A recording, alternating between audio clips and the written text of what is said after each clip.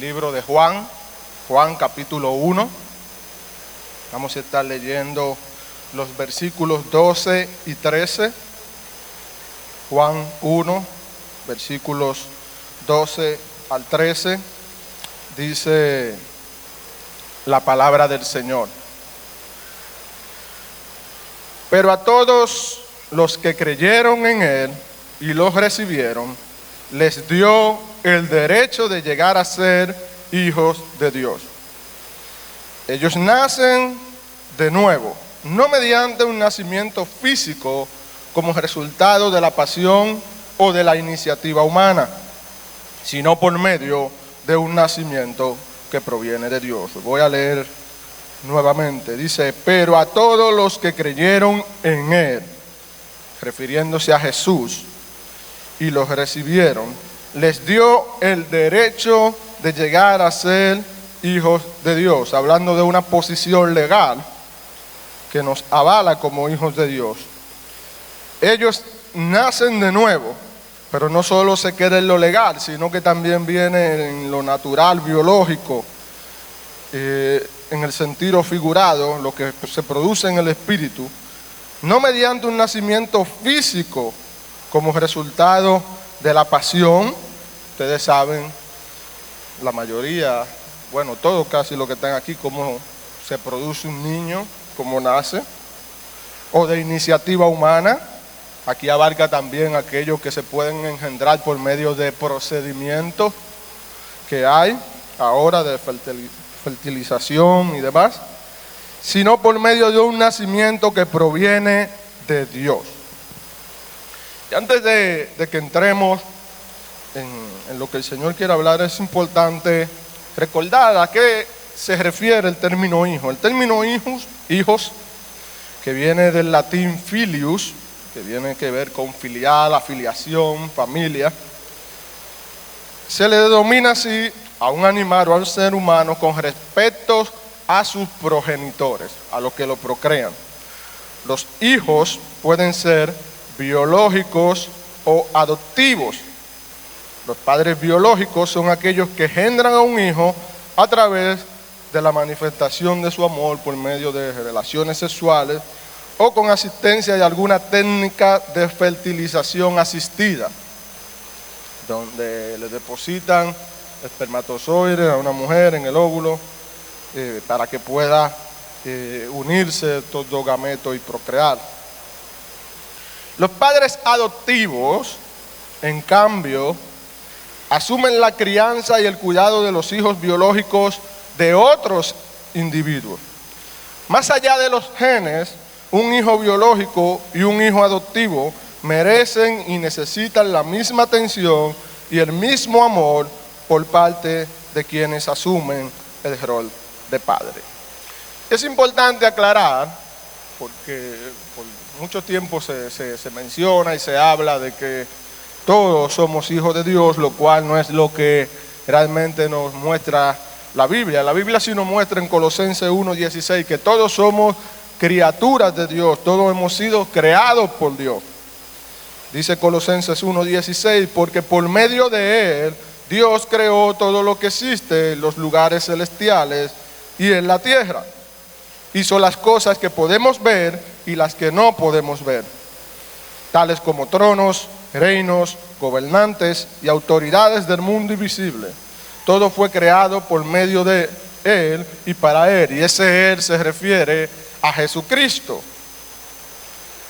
Y este pasaje nos deja claro, a la par de muchos otros pasajes que hablan de que aquellos que no son hijos de Dios son hijos de la ira de Dios, que son hijos del maligno, que es el príncipe de este mundo, lo cual deja claramente que hay una separación entre los que son hijos de Dios y los que no son hijos de Dios. De modo que podemos afirmar que todo hombre fue creado por Dios, mas no todo hombre es hijo de Dios. Y entiéndase por hombre el varón y la mujer, no refiriéndose al masculino solamente, sino también al sexo femenino. Todos fuimos creados por Dios, de eso no hay duda. Mas sin embargo, no todos somos hijos de Dios. Y hay dos maneras en que la creación puede llegar a hacerse hijo de Dios. Y estas dos maneras son en un aspecto figurativo, porque al final solo hay un medio por el cual nos hacemos hijos de Dios, que es a través de Jesucristo. Pero Dios quiso darnos una representación para que lo que podemos entender en lo natural, podamos entender lo que ocurre en lo espiritual cuando pasamos a ser hijos de Dios. Y leíamos en Juan 1, específicamente en el versículo 12, que dice: pero a todos los que creyeron en Él y los recibieron, les dio el derecho de llegar a ser hijos de Dios. Le está hablando de un derecho, algo que no merecía, algo que no le incumbe, pero que quien lo da, lo otorga por su gracia y su favor. Y ahí se está refiriendo al momento que nos convertimos hijos adoptivos de Dios. Dice Efesios 1:5 que Dios decidió de antemano adoptarnos como miembros de su familia al acercarnos a sí mismo por medio de Jesucristo.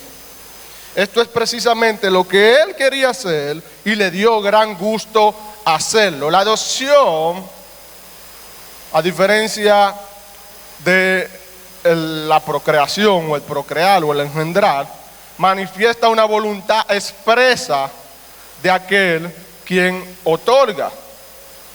No necesariamente el que engendra lo hace de manera voluntaria. Por eso, de hecho, se está hablando hoy día en todo el mundo acerca del tema del aborto.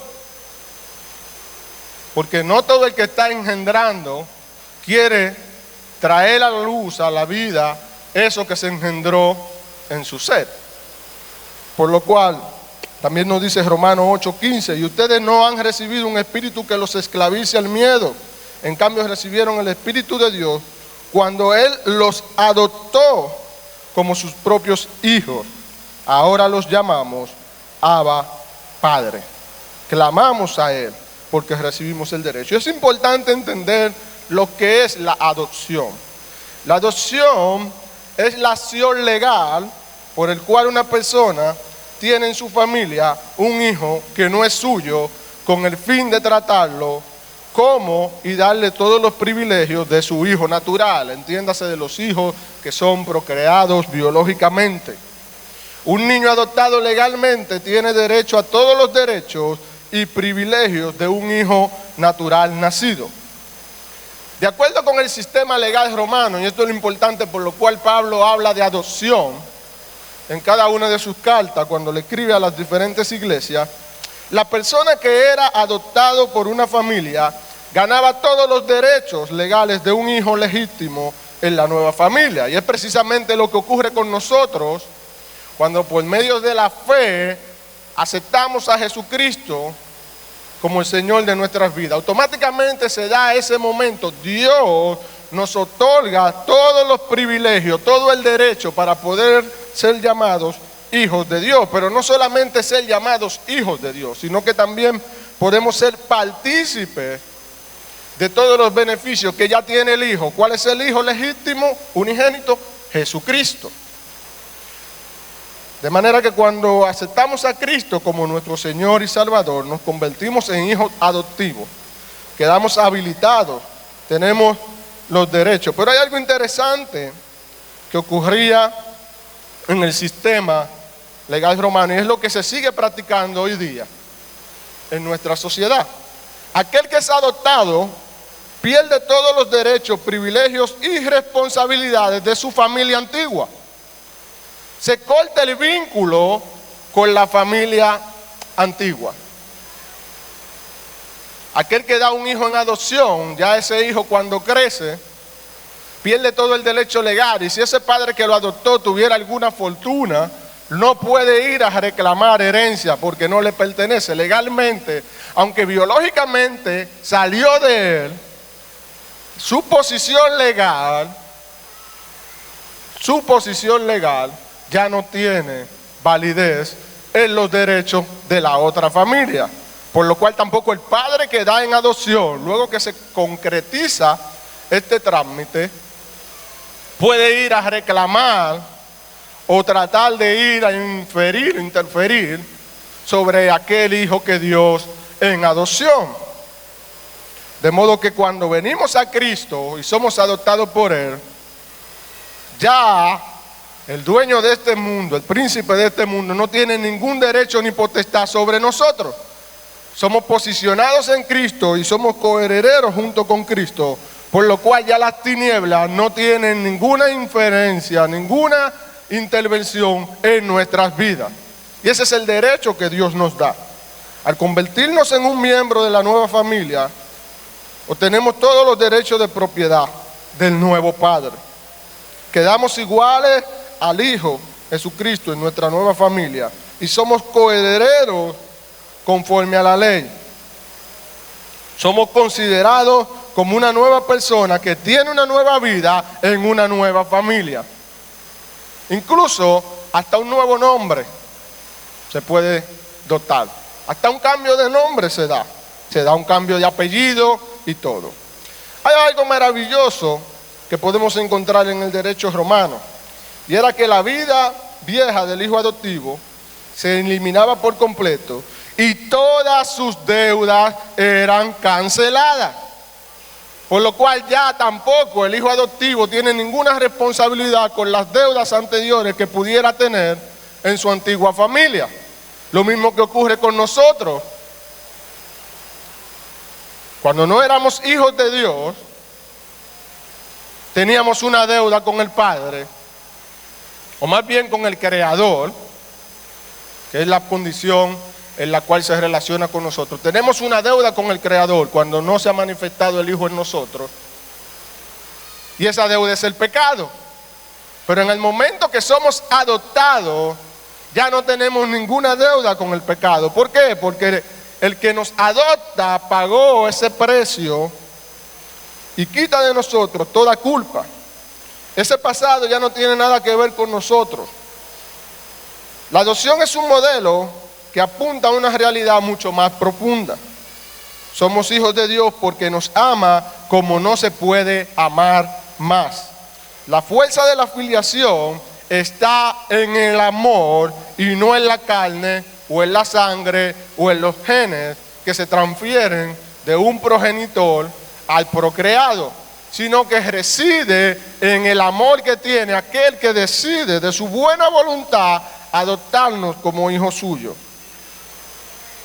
Me decía hace un momento que quien engendra no necesariamente expresa su voluntad, quien adopta sí. Por lo tanto, para los romanos, un hijo adoptado tenía mucho más peso que un hijo legítimo. De hecho, el emperador Claudio no se sentía a gusto con ninguno de sus hijos legítimos que tenía y decidió adoptar a Nerón. Nerón, ese que usted lee en la Biblia y que persiguió a los creyentes, él lo adoptó y a él fue que les dio la sucesión del trono. Porque tiene más peso la voluntad expresa de quien adopta. De ese mismo modo Dios quiso expresar su voluntad adoptándonos a nosotros. Pero hay un problema que pudiera haber con la adopción. Si bien es cierto que la adopción me da el derecho, me da el privilegio, en la adopción no necesariamente se cambia mi naturaleza. Yo puedo tomar un niño, adoptarlo, y ese niño va a crecer con rasgos y características de su antigua familia. Ciertamente, legalmente, él va a tener todos los derechos y privilegios que yo le pueda dar a Ian y a Yesiel, pero él no se va a parecer ni a mí ni a Brenda. Él se va a parecer a su antigua familia, por lo cual Dios no se quedó en solamente adoptarnos y darnos una posición legal, sino que también nos hizo hijos engendrados. Y en Juan 1:13 nos dice: bien, tienen la posición legal, y esa posición legal nos habilita ¿para qué? Para que ellos nacen de nuevo, no mediante un nacimiento físico, como resultado de la pasión o de la iniciativa humana, sino por medio de un nacimiento que proviene de Dios. Nos dice primera de Pedro 1:23, pues han nacido de nuevo, pero no a una vida que pronto se acabará. Su nueva vida durará para siempre porque proviene de la eterna y viviente palabra de Dios. Santiago 1:18 nos dice, Él por su propia voluntad nos hizo nacer de nuevo por medio de la palabra de verdad que nos dio, y de toda la creación nosotros llegamos a ser su valiosa posición. Quien engendra da vida o forma un nuevo ser. Los hijos engendrados reciben una transferencia directa de genes de parte de sus padres que les identifica rasgos característicos, lo que no ocurre con el hijo adoptado. Al hijo adoptado, al igual que al hijo engendrado, yo lo puedo educar, yo le puedo enseñar un patrón de conducta moral, yo lo puedo instruir en la palabra, pero cuando ellos crezcan, ellos van a decidir si se mantienen apegados a eso o no. Ahora bien, el hijo engendrado puede perfectamente desviarse de eso, incluso hasta negar a sus padres, y lo vemos. Hijos que niegan a sus padres, que no tienen ningún vínculo filial con ellos, pero hay algo de lo cual no se pueden deshacer, y es la genética que llevan dentro. En estos días mucha gente me ha estado mirando, varón, que el pelo, pero yo no puedo esperar otra cosa con mi cabello que no sea que se vaya. ¿Usted no le ha visto la cabeza a Juan? No, que la nariz. Mire, si usted ve toda mi familia, yo creo que yo soy del que la tiene más chiquita, la nariz. La genética sale. Visitaron la semana pasada unas amistades de la familia de mi esposa y alguien hacía un comentario. No, que esos muchachos te negaron, que esos nada más se parecen a la mamá. A la mamá, no. Esos muchachos quedaron así por lo que yo puse ahí. Si lo hace con otro no quedan igual. ¿Por qué? Porque hay una carga genética mía que está impregnada ahí.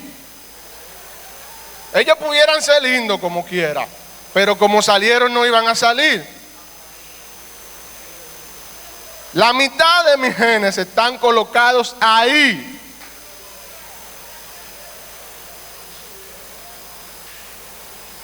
¿Por qué? Porque la genética, que es el estudio de los patrones de herencia, nos dice que el modo en que los rasgos característicos se transmiten de padre a hijo es a través de que los genes están compuestos de segmentos de ADN, las moléculas que codifican la información genética en la célula. Eso es el ADN, lo que lleva el código.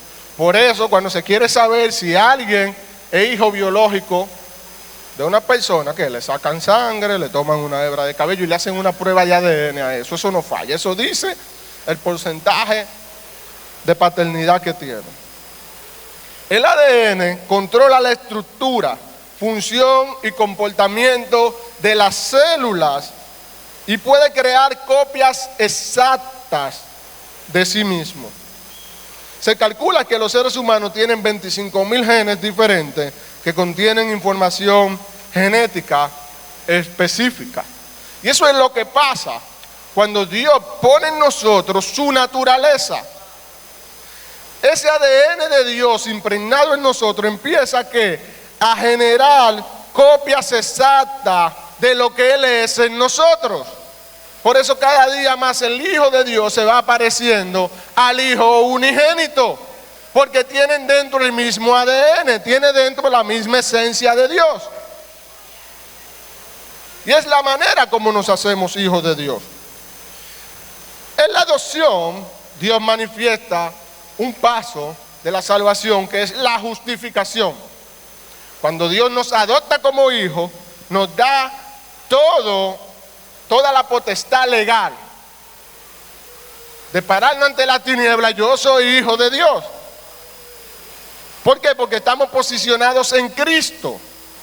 Venimos a los pies de Cristo, venimos a la cruz de Cristo, y allí se nos posiciona como hijos de Dios. Se nos entrega todo el derecho y la potestad legal de poder ir y clamar ante el Padre.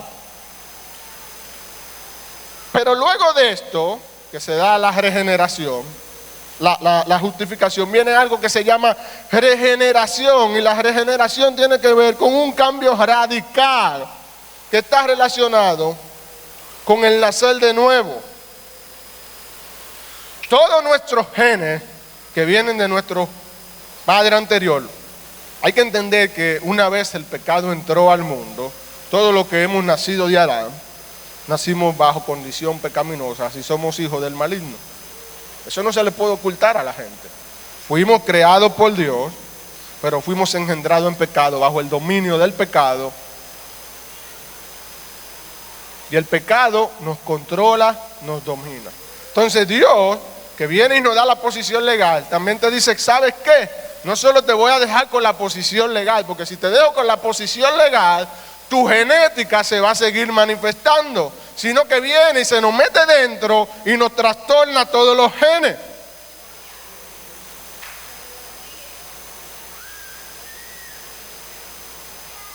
En la genética se dice que hay como 23 pares de cromosomas, que a su vez contienen 43 y tanto y pico de 48, creo que son pares de genes. Y hay, como le dije, mitad y mitad. Viene el padre, deposita su gameto, que es el esperma. Viene la madre, deposita su gameto, que es el óvulo. Ese óvulo es fecundado por el esperma. Se da el cigoto, creo que es, los médicos me corrigen. Y bueno, y ahí empieza. Una vez se unen, cada gen simple empieza a unirse. Y ahí se da la nueva persona, pero que viene con rasgos y características de sus dos padres. ¿Usted sabe qué pasa con nosotros en Cristo? Que nada más tenemos una sola carga genética, que es la del Padre. Porque Él no nos engendra a la par con nadie, por lo cual somos 100% engendrados y hechos a la imagen de Dios. Mis hijos, como le dije, tienen mitad mía. Hay cosas que van a sacar mitad mía, tienen mitad de su madre. En ciertos casos predominan más algunos rasgos genéticos visibles. Porque si usted le examina el cuerpo a Yesel, va a ver y le examina el mío, que tiene mi cuerpo. Que tiene la carita de su mamá, sí, es verdad, y eso era lo que yo quería. El Señor escuchó mis oraciones. Yo no podía seguir dando más gente fe en este mundo. Eso era parte del plan de Dios. Que a mí me dicen, no, que mira que te negaron, pero eso es lo que yo quería, que salieran así, buenos mozos. Eso está bien. Pero en Dios no hay nadie que pone la otra mitad. Dios lo pone todo, por lo cual estamos completos. Y a veces hemos querido creer que somos mitad hijo de Dios, mitad hijo del mundo, y por eso queremos vivir jugando a las dos aguas. No. La genética no se ha manifestado. Lo que estás es manifestando conductas aprendidas que bien me la pueden enseñar, pero que yo puedo desviarme de ella. Nuestro segundo nacimiento se distingue de nuestro primer nacimiento. Cuando fuimos concebidos físicamente, heredamos nuestra naturaleza pecaminosa. El nuevo nacimiento es uno que es celestial, espiritual y santo, que resulta en la vivificación espiritual de nuestro ser. Tal como nuestro nacimiento físico resultó en un nuevo individuo entrando en un mundo terrenal, nuestro nacimiento espiritual resulta en una nueva persona que entra en el reino celestial. Y ahí es como nos hacemos hijos de Dios. Y una vez tenemos todos esos genes, toda esa esencia de Dios dentro de nosotros, hay rasgos característicos que se empiezan a manifestar. Y cosas que no van necesariamente asociadas con la conducta únicamente, sino con la esencia de lo de Dios en nosotros. Y no es nuestra intención venir a desglosar todo lo de Dios que debe manifestarse en nosotros, pero la palabra sí nos dice una cosa.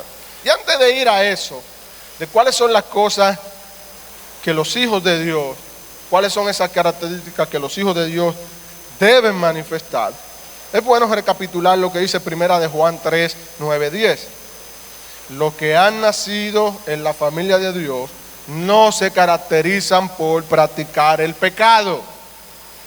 porque la vida de Dios está en ellos. Primera de Juan 3, 9, 10. Por lo tanto, podemos identificar quiénes son hijos de Dios y quiénes son hijos del diablo. Es la palabra que está llamando hijo del diablo. No soy yo como predicador que estoy diciendo que aquel que no es hijo de Dios es hijo del diablo. Es la palabra. Todo el que no se conduce con rectitud y no ama a los creyentes no pertenece a Dios. Yo quiero que usted vaya conmigo detenidamente a Colosenses capítulo 3. Tómase su tiempo, ábralo. Y aquí el Señor quiere hablarnos de algunas cosas que los hijos de Dios debemos manifestar. Yo le daba gloria a Dios esta mañana porque por lo regular es la importancia de tener ayuda idónea a los que ya están en proceso de empezar a enamorarse. Procure que usted encuentre una ayuda idónea, no solo que sea bonita, no solo que se vea bien, no solo que sepa hacer las cosas que usted quiere que haga, sino que sea la ayuda idónea de Dios para su vida. Mire, yo por lo regular suelo finalizar los mensajes en la madrugada. Señor, me levanto temprano, tengo un tiempo de comunión con el Señor. Y algunas cosas que a veces tengo, uno tiene que terminar cambiándolas. Y esta mañana yo estaba bien rendido, dormido, y mi esposa me despertó. Mira, ¿y tú no vas a orar? Porque ella ya sabe que cuando yo voy a predicar, yo me levanto más temprano. 5 y media, eran las 7 de la mañana. Las 7 de la mañana, yo estaba todavía ahí en la cama. Mira, y yo fui, me paré y oré. Y en esa oración el Señor cambió algo, porque inicialmente yo tenía el pasaje de Efesios 4, 21, 32, que habla también de cómo deben vivir los hijos de luz. Pero el Señor me llevó a Colosenses 3.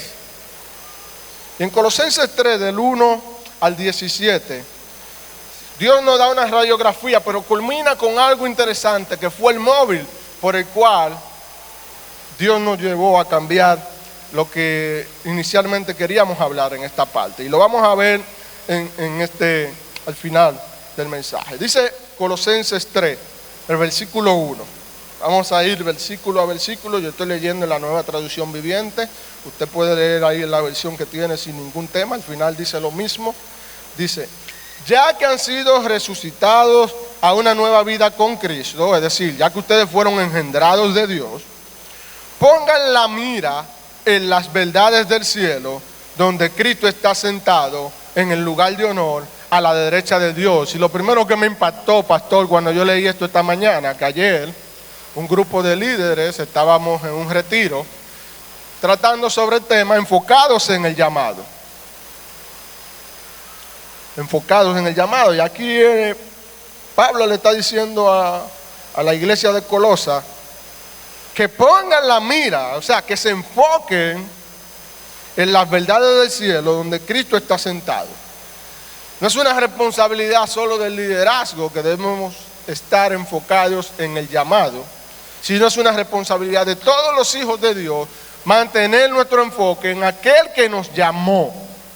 No exclusivamente a un servicio específico, sino que nos llamó a servirle a Él,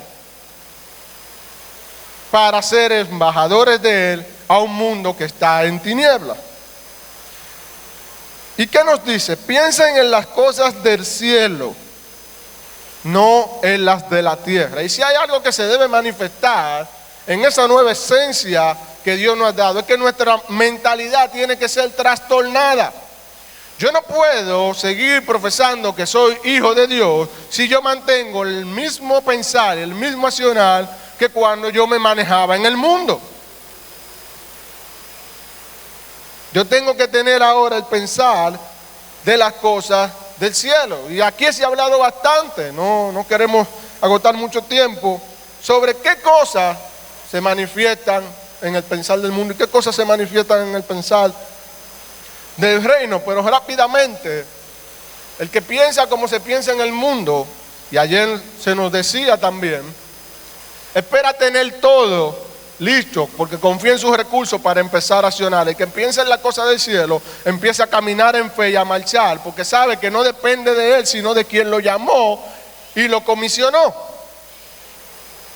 Sigue diciendo Pablo, pues ustedes han muerto a esta vida y su verdadera vida está escondida en Cristo, en Dios. Y si está escondida, eso implica que uno tiene que empezar a buscar.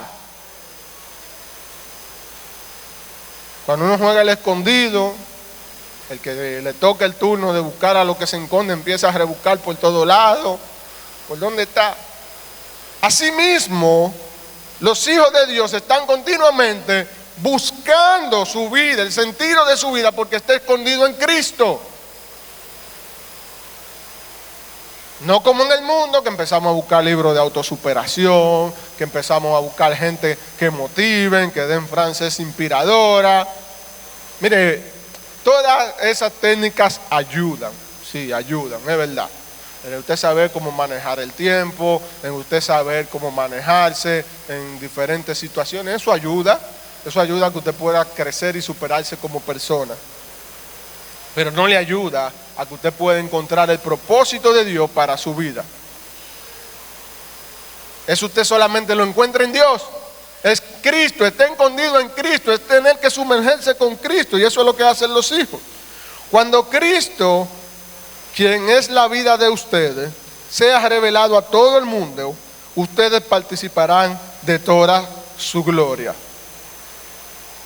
A veces queremos participar de la gloria sin que el que se tiene que manifestar se manifieste. Y por eso entonces andamos afanados tratando de hacer cosas en nuestro propio yo, en nuestra propia fuerza. Y aquí nos está diciendo Pablo que cuando Cristo, quien es la vida de ustedes, o sea, Cristo es nuestra vida. Lo que nos está diciendo, nosotros tenemos que vivir esa vida de Cristo porque esa es nuestra vida. Ya Él la vivió por nosotros. ¿Para qué? Para dejarnos claro cómo debemos vivirla. Cuando Él se manifieste, nosotros vamos a participar de su gloria. Mientras tanto, en lo que Él se manifiesta, nos toca seguir haciendo lo que se nos comisionó, participemos o no de su gloria. Porque Él lo va a hacer participar, y de hecho nosotros disfrutamos de la gloria de Dios. El problema es que hemos enmarcado esa gloria de Dios a un accionar específico. Si lo llevamos al plano de la financia, entendemos que la gloria de Dios es yo de tener una estabilidad económica abundante, sumamente abundante. Ahí creemos que eso es participar de la gloria de Dios, y no podemos comprender que en la escasez yo también estoy participando de la gloria de Dios.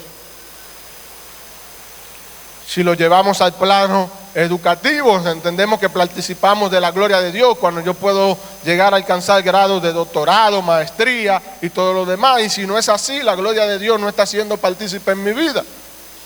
Pero yo puedo perfectamente participar de la gloria de Dios sin ni siquiera llegar a ser bachiller. Porque no tiene que ver con méritos o logros humanos, sino con lo que Él quiere hacer. ¿Qué sigue diciendo? Así que hagan morir las cosas pecaminosas y terrenales que acechan dentro de ustedes. Hay cosas ahí, y ese es el quid del asunto de por qué debemos estar continuamente escudriñando esa vida que está escondida en Cristo. Porque hay cosas que todavía están ahí y están acechando. Y están acechando, y yo creo que Dios la dejó para que sí o sí tengamos que ser dependientes de Él. Porque Él tiene todo el poder de quitar esas cosas que están acechando y que no nos molesten. Pero entonces no va a tener ahí unos vagos espirituales. Unos vagos espirituales. No, y Él no quiere vagos espirituales. Los hijos de Él no pueden ser vagos espirituales, sino que tienen que estar pendientes al acecho de todas esas cosas que van entrando. Y miren lo primero que dice: no tengan nada que ver con la inmoralidad sexual. A mí me llama en sobremanera la atención que siempre que se está, Pablo, Pedro, quien sea que esté hablando de estas cosas, siempre tiene que tocar lo sexual. ¿Usted sabe por qué? Porque los pecados sexuales y la inmoralidad sexual tienen que ver con cosas íntimas que no son tan visibles externamente. Es una condición interna que yo puedo conocer, pero los que están a mi alrededor, no. Algunos, por misericordia de Dios, no somos expuestos. Otros, por misericordia de Dios, también somos expuestos. Porque no es que la misericordia de Dios se le va al que es expuesto, sino que Él tiene su manera de tratar con cada quien. Y por su misericordia, miren, lo manifiesta. ¿Para qué? Para que pueda producirse un arrepentimiento y una vida correcta. Al que no lo manifiesta, de igual manera lo lleva de una forma u otra al arrepentimiento. Porque Él conoce a cada quien. Hay gente que si usted no lo confronta públicamente, no se retractan. Hay gente que usted lo confronta en privado, se retratan. Hay otros que usted lo confrontan, dicen que sí, pero después vuelven a seguir lo mismo. Y se ve la necesidad de confrontarlo públicamente. Entonces la inmoralidad sexual es un cáncer que va consumiendo en la vida de creyentes. Mucho se ha leído de estudios de pastores, pastoras, como que se creen que solamente los hombres, el tema de la pornografía. Y es un mal que acaba por todos lados, que está ahí pendiente. Pero no solo eso, ¿cuántos casos no han visto de pastores, gente prominente, ministros, que terminan cometiendo adulterio? Todo eso es inmoralidad sexual. Tantos casos que hemos visto de violaciones, toda esta pedofilia que hay, todo eso es la inmoralidad sexual que está ahí al acecho, está ahí, mire, pendiente, buscando la más mínima brecha para empezar a atacar. Dice también la impureza, las bajas pasiones y los malos deseos. ¿Qué es lo otro que siempre me llama la atención que aparece? Lo que tiene que ver con dinero. No sean avaros. Eso es otra cosita que está ahí, mire, al acecho. Que nosotros tenemos que hacerla morir, porque Dios quiere que nosotros la hagamos morir, sometiéndonos a Él en obediencia. De nuevo le digo, Él tiene todo el poder para hacerla morir. Y a veces nos escudamos de que, bueno, Él produce en nosotros el querer como el hacer. Y si yo tengo tal cosa y no la he dejado, porque Él no ha producido en mí el querer como el hacer. Mire, todo el que está en una situación en algún momento ha sentido esa confrontación interna de dejar de hacer lo que está haciendo, de sentirse mal.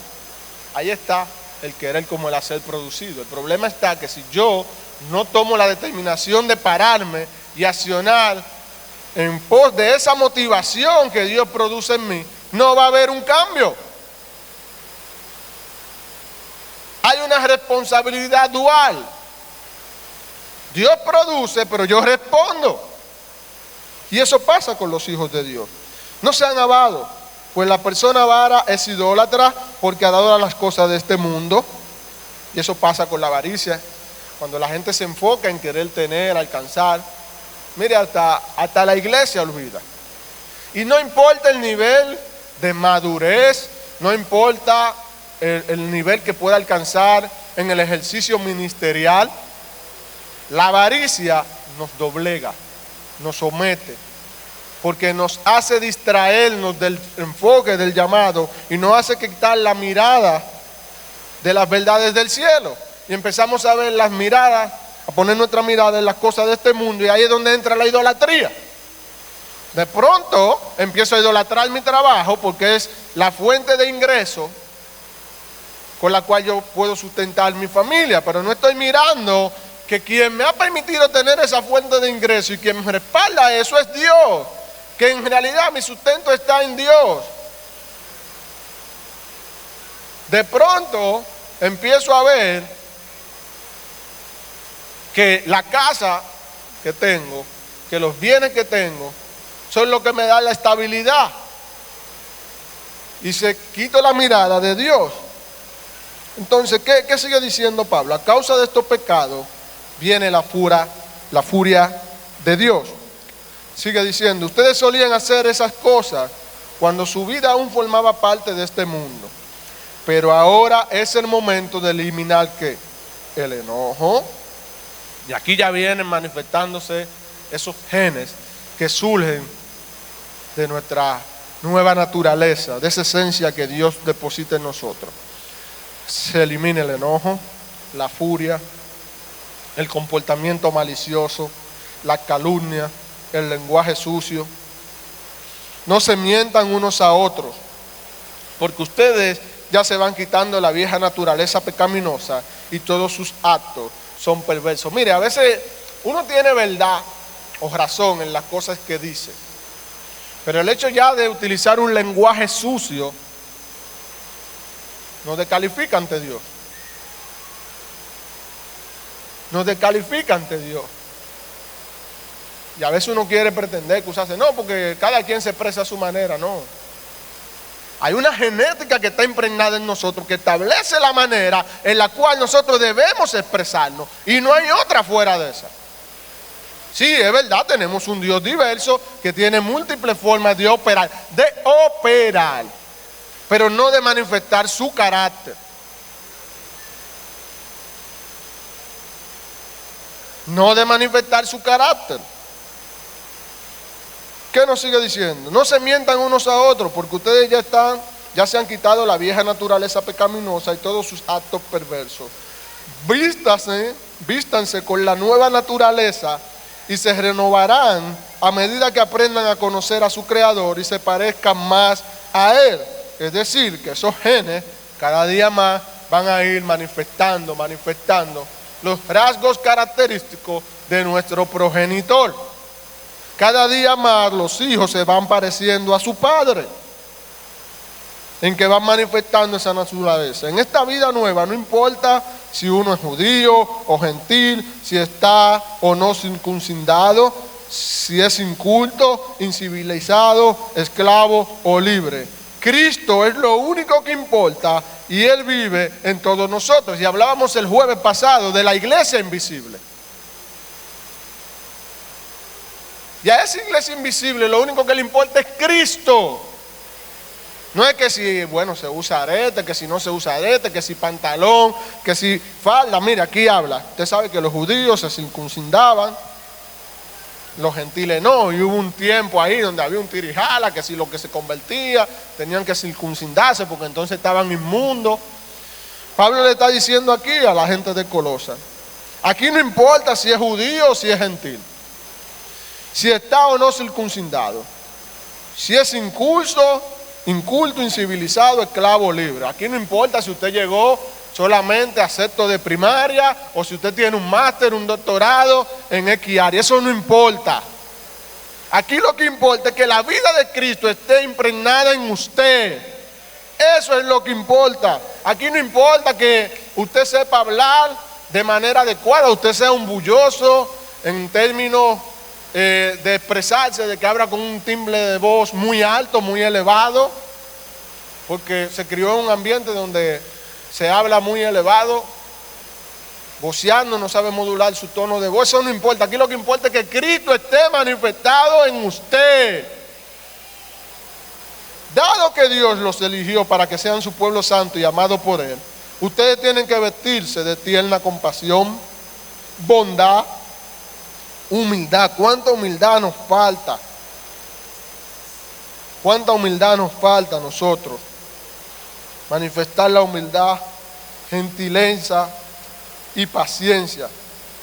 Viene un dato interesante aquí que aporta Pablo. Sean comprensivos con la falta de los demás. Ay, cuánta gente que somos tan pronto.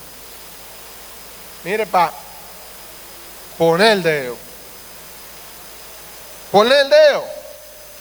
Y perdonen a todos los que le ofenden. Recuerden que el Señor los perdonó a ustedes, así que deben perdonar a otros. Mire, como hijos de Dios, como miembros del cuerpo de Cristo que somos, que veíamos el jueves pasado, cómo nos hacemos y qué cosas nos hacen parte de ser parte del cuerpo de Dios, valga la redundancia. Hablábamos de la comunión entre nosotros. Pero no puede haber comunión entre nosotros si cuando mi hermano comete una falta, peca, yo empiezo a señalarlo, yo empiezo a juzgarlo. sin ser comprensivos con su falta. No me está llamando en ninguna manera a ñoñar el pecado, no.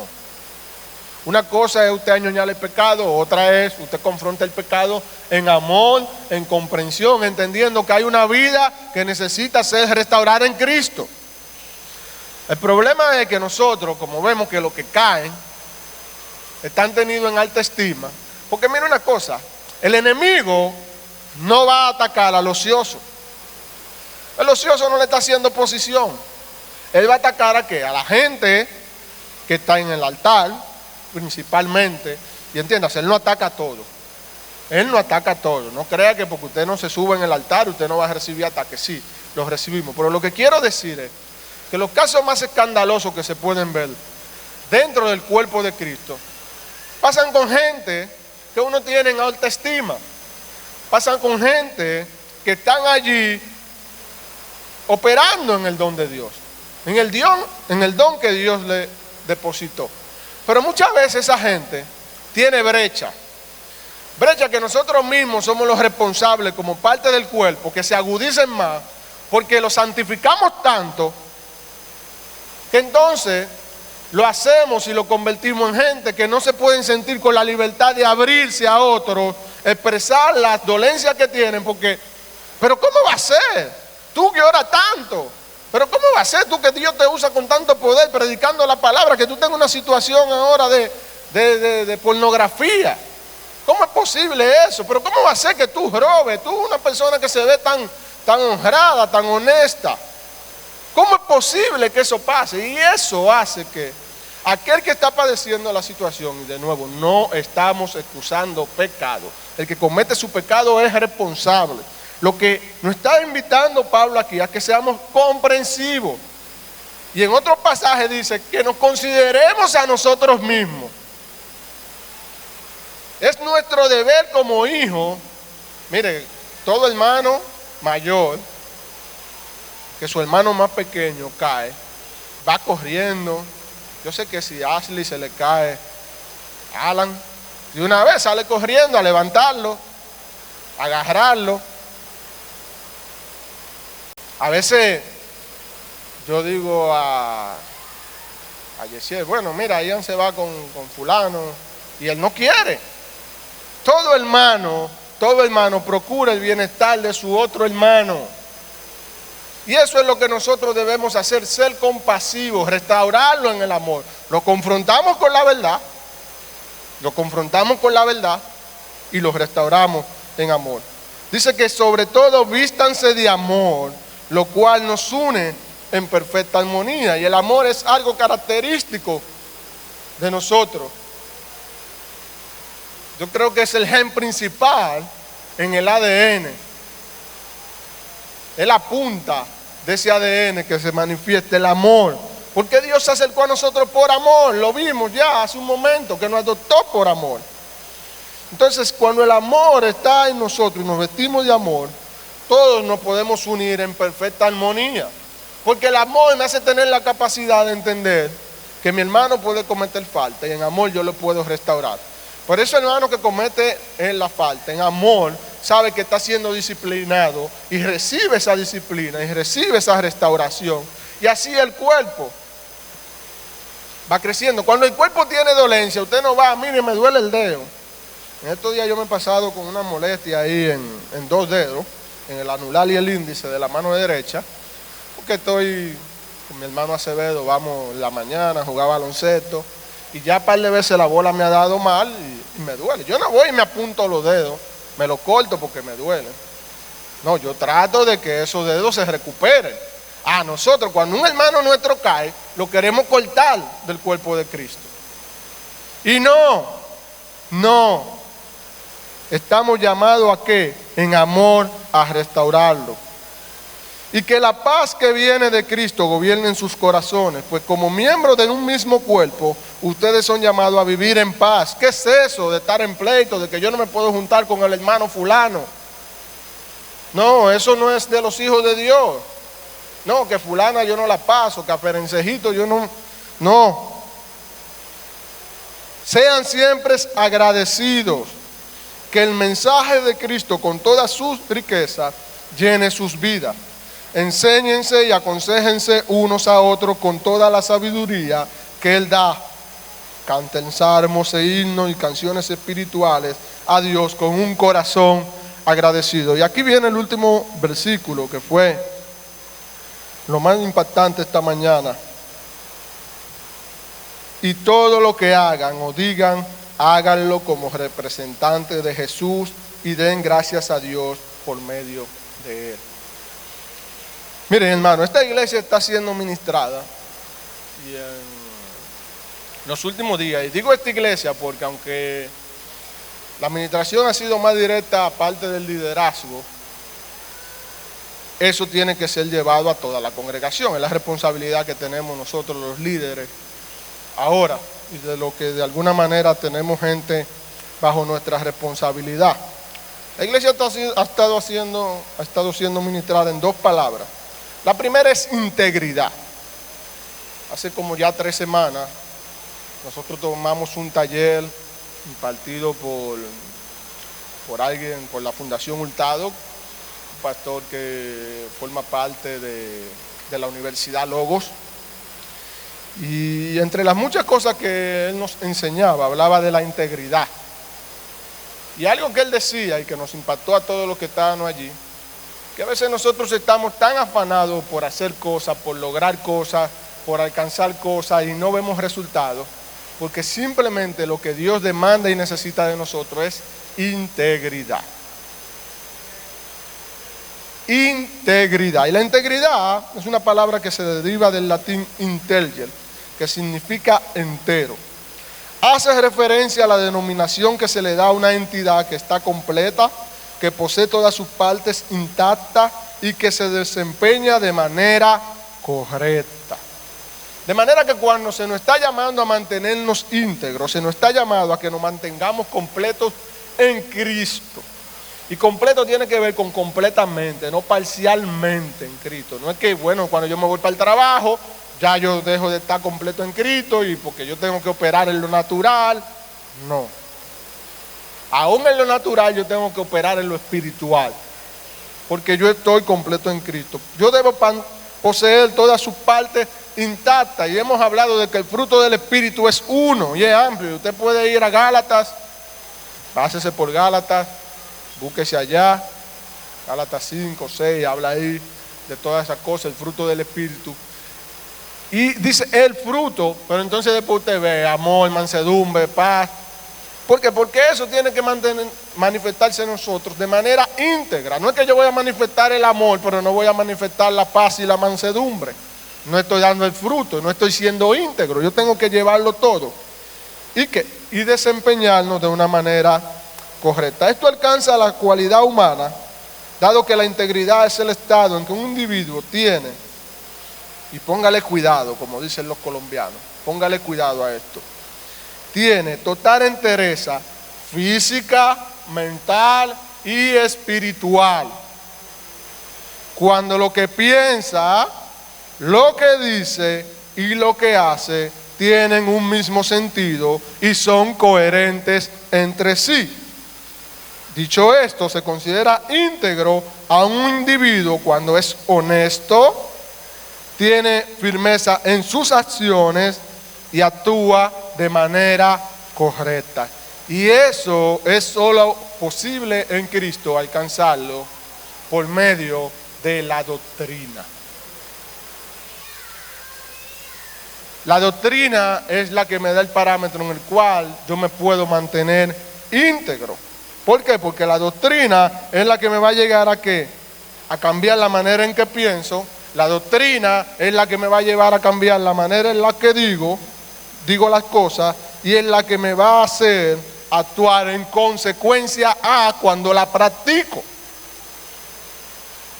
Y muchos de nosotros no queremos aferrarnos a la doctrina. Mire, yo siempre le digo a la gente de la escuela de liderazgo y a todo el que ha tenido la oportunidad de impartirle alguna clase que tenga que ver con el estudio de la Biblia, que nosotros debemos aferrarnos a una doctrina.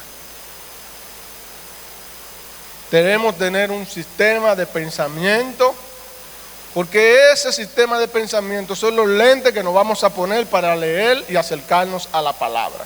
La gente quiere menospreciar la doctrina. Y la doctrina es sumamente importante porque en ella nosotros tenemos el conjunto, el sistema de pensamiento por el cual nos vamos a regir. A según yo vea, por esos lentes de la doctrina, yo voy a actuar en consecuencia con la palabra. Entonces, cuando uno crece sin doctrina, que uno cree cualquier cosa, que se levanta un Juan de los Palotes por ahí y dice que hay que tirarse en el río Soco, corre todo el mundo para allá a tirarse en el río Soco. ¡Uf! No, que no era en el Soco, era para allá, para Ramón Santana, que había que coger. Ah, no, espérate, que era en el Iguamo, que es para la Fuente de Angelina. Y así anda la gente sin doctrina. Obviamente no va a actuar en consecuencia con lo que piensa, porque está divadeando en su pensar. Ahora, cuando usted se aferra a una doctrina y usted la abraza, miren, no hay quien lo mueva de ahí, a menos que el mismo espíritu sea que lo cambie. Por eso usted va a ver gente que difiere en posiciones doctrinales, y por más seminarios, por más paneles que se puedan hacer, al final se debate, la iglesia establece una posición, por el que sigue creyendo algo, lo sigue creyendo, porque el Espíritu es el único que puede cambiar ese sistema de pensamiento doctrinal que se forja en mí.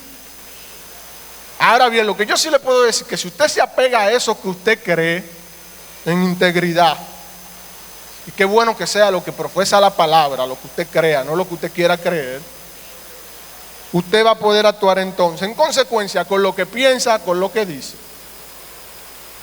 Y así es lo que Dios nos está demandando a nosotros, integridad. Pero lo otro que está demandando Dios de nosotros es excelencia.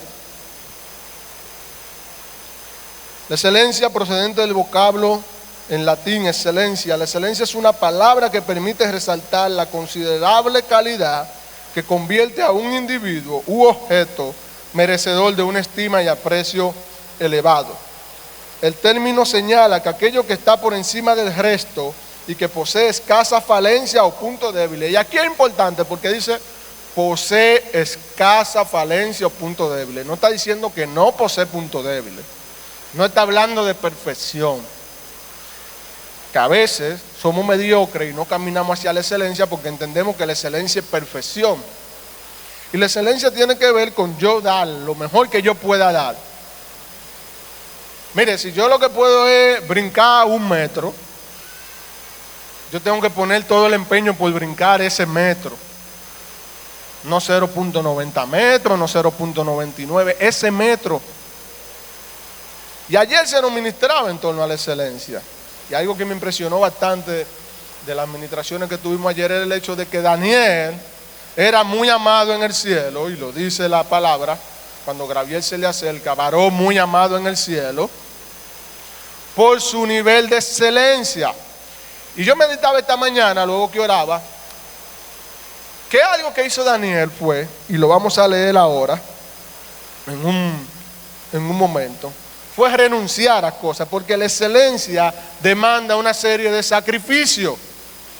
Y por esa razón no somos excelentes, porque no estamos dispuestos a sacrificar nada de lo que tengamos que sacrificar. No es porque sabemos que no somos perfectos, el que no somos excelentes, es porque no estamos dispuestos a ceder a las cosas que tenemos que ceder. Dice que la excelencia, en el caso de los seres humanos, hace mención a alguna capacidad o habilidad fuera de lo común o un talento difícil de igualar. Perseguir la excelencia en algún campo de conocimiento representa una serie de sacrificios que la mayoría de personas no está dispuesta a realizar. Y esto tiene que llevarnos sí o sí a reflexionar. Tiene que llevarnos sí o sí a que nosotros meditemos si lo que estamos haciendo para Dios lo estamos haciendo con integridad y en excelencia, porque eso es lo que Dios está demandando de nosotros. Como iglesia se nos confirmó ayer que estamos en el mapa de Dios, estamos en el plan de Dios, porque mire, todas las cosas que se dijeron son cosas que habíamos hablado ya. Son cosas que están ahí en los planes. Ahora, líbrenos a nosotros, los que estuvimos allí, de creernos que porque se dijo se van a hacer solas. Tenemos que nosotros actuar en consecuencia con integridad y excelencia. Ser íntegro en el llamado que Dios nos hizo. Ser íntegro nosotros como hijos de Dios, como cuerpo de Cristo. Si somos la uña, si somos el dedo, si somos el pie del cuerpo de Cristo total, como hablábamos el jueves, tenemos que hacerlo con excelencia. Mire, y lo más profundo de la administración que yo tuve esta mañana, y hasta pena me da decirlo, pero lo tengo que decir, porque entonces si no el Espíritu no se sigue manifestando.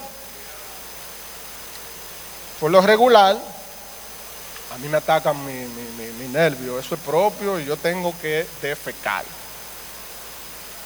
Eso es puntual. Y a la gente no le gusta hablar de esto. No, porque se creen como que uno es que uno es un androide. Y si yo como mucho, yo tengo que defecar mucho.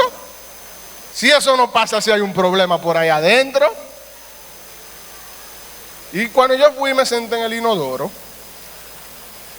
el Señor ponía en mi mente que la parte, o una de esas partes más viles del cuerpo es el recto, el tracto rectal. Mire, yo estoy seguro que si usted le preguntaran aquí, ¿qué parte del cuerpo tú quieres ser? Nadie va a querer decir el recto. Porque eso es vil, eso es despreciable. Pero si el recto no funciona de manera íntegra y con excelencia, el cuerpo entero tiene problemas. Wow, hermano, mire, y hasta la gente que está aquí para recoger la basura y botarla, tienen que hacerlo con integridad y excelencia. Porque usted sabe lo que pasa cuando el cuerpo no bota esos desperdicios que tiene ahí. Hay problemas. Se empieza uno a hinchar. Hay distensión estomacal, se inflama. Hasta dolores de espalda se le producen. Dolores de cabeza. Dolores estomacales. Tiene unos rayos que le llamamos cólicos pasando por ahí. Pero usted está estreñido y eso está ahí que no puede salir. Ve borroso. Hay problemas. Y hay gente que se siente vil y menospreciado porque entiende que el llamado, la posición que Dios le ha otorgado en este momento, en este tiempo en el que está operando, no tiene ninguna utilidad, y porque tal vez nosotros mismos propiciamos que ellos se sientan vil y menospreciados. Porque a mí cuando yo me bajo de aquí, mucha gente se me acerca, varón, qué buen mensaje. Pero a las hermanas que vinieron, a los hermanos que vinieron y limpiaron ayer, nadie se le acerca. Ay, qué lindo quedó el templo limpio. Y por eso a veces se sienten menospreciados. Pero sea que usted sea reconocido o no por la congregación, usted tiene que saber que todo lo que usted está haciendo, lo está haciendo para el Señor. Y por tanto tiene que hacerlo con integridad y excelencia. Cuando el cuerpo no bota eso que tiene que botar, mire, hasta unos malos olores se desprenden. Esa podredumbre que está ahí dentro empieza a salir. Se zafan unos vientos poco aromáticos que nadie quiere estar cerca de usted. Nadie quiere estar cerca de usted. Y usted tiene que entender que como hijo de Dios, como parte del cuerpo de Cristo, usted va a tener que hacer trabajos pocos agradables a la vista humana. Cuando hablo de pocos agradables, es que no son llamativos en el sentido de que fácil nos gusta el poder estar en un altar ministrando, pero no tan fácil nos gusta el tener que ser intercesor y que a las 2:30 de la mañana el Espíritu Santo te inquiete y tú tengas que levantarte a interceder por vida de otro. No nos gusta que cuando se acabe el servicio haya que ponerse a cargar sillas, que si el baño está sucio uno tenga que ir a limpiarlo. Esas cosas, a eso me refiero cuando hablo de poco atractivo. Pero no importa en lo que Dios te haya posicionado, tienes que hacerlo con integridad y excelencia. Iglesia, círculo y oración, si queremos ver las promesas de Dios manifestadas en nosotros, tenemos que caminar en integridad y excelencia. Si queremos ser hijos honrados, partícipes de la gloria de Cristo, proclamamos mucho, real sacerdocio, nación santa. ¿Usted sabe cuándo usted va a ser real sacerdocio y nación santa? En el reinado milenial. Por ese real sacerdocio, lo que van a estar ahí para servir y gobernar son aquellos que estén dispuestos a sacrificar lo que tengan que sacrificar para servirle a Dios con excelencia, para mantenerse íntegro. No estoy hablando de que usted va a ser salvo o no. Hay gente que va a ser salva y va a estar ahí, pero no va a ser partícipe de esa corona de gloria que Dios va a entregar para aquellos que han decidido servirle y honrarle. De una vez esa naturaleza se entró en nosotros, no hay manera que podamos dejar de ser hijos de Dios. Pero si hay algo, es que podemos llegar a ser hijos de honra. Y ahí entra la responsabilidad nuestra. Iglesia de Cristo, que el Señor nos ayude a ser receptivo a su palabra y actuar en consecuencia. Padre,